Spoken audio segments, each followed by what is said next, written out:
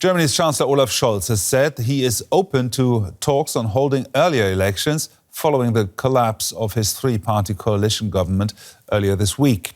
Speaking after an informal EU summit in the Hungarian capital Budapest, Scholz said he would consider moving the timetable forward if opposition parties first helped him pass some key legislation. He initially promised to hold a confidence vote in January next year, opening the way for an election in March.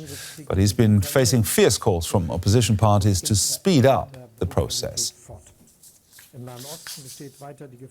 Well, Matthew Moore is in the studio with me and now. Matthew, you travelled with the Chancellor to Budapest.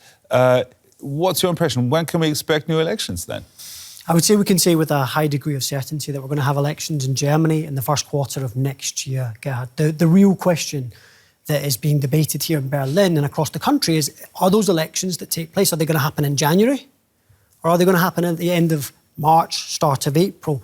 The Chancellor, Olaf Scholz, wants them to happen later, so March-April date.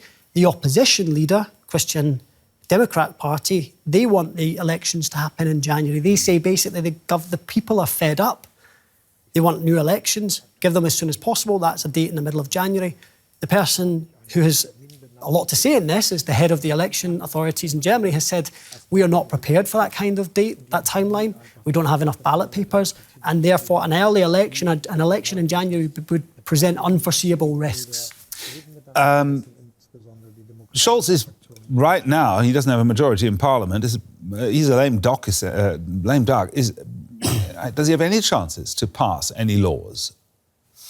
He's got a handful of things, projects that he calls them, laws that he wants to get through the Parliament before the end of this year.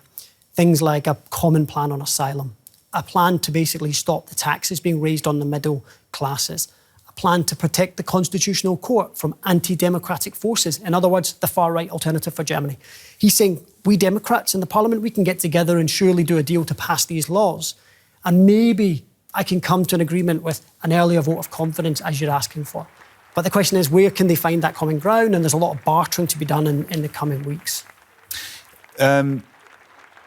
Why is the opposition pushing for earlier election and Scholz is pushing back in the other direction? Has something to do, right? That has something to do with the fact that people are fed up with the last government, right? 2/3 of Germans want elections right away. That's what they said in a poll this week.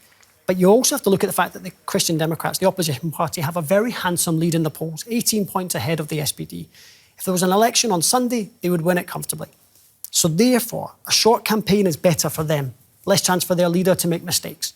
On the other hand, the Chancellor, who gets to make the decision, he thinks a longer campaign allows him to basically more time, it buys him time. Not to mention the fact that he's saying it's orderly, it's only fair for the other parties, people can put together programmes, they can have a chance to digest what the policies are. But the thinking is that he basically it suits him when the election is a bit later because he's got more time to to claw back that big gap. And he's the one who ultimately makes the decisions. That's right. You went on that trip with Scholz. What impression did you get of him? Is he a beaten man? Not at all. So when you go on a trip like this, you get the chance to see the Chancellor up close, you have background and chats with the Chancellor, things that are off the record and can't really report what's said. But what you do get is you get an impression of, is this person bullish? Are they, as you say, beaten? And therefore, there you got this striking kind of impression that this was someone who was completely unburdened after he's had a hell of a week. He's sacked his finance minister and put an end to basically months, if not years, of strife within the government. Someone who's really optimistic about the future and thinks that although there's uncertainty, he thinks that he can be a calm figure at the top of the government at this time and is optimistic about his chances in an election going forward. Very briefly, how optimistic is he that his party will actually put him forward as a Chancellor candidate? I think he's convinced that that's without question, frankly, that he will be the candidate. And you've got to also remember that his message to voters and to his party is Germany needs stability. I've been at the helm during a huge crisis, the war in Ukraine, the main one.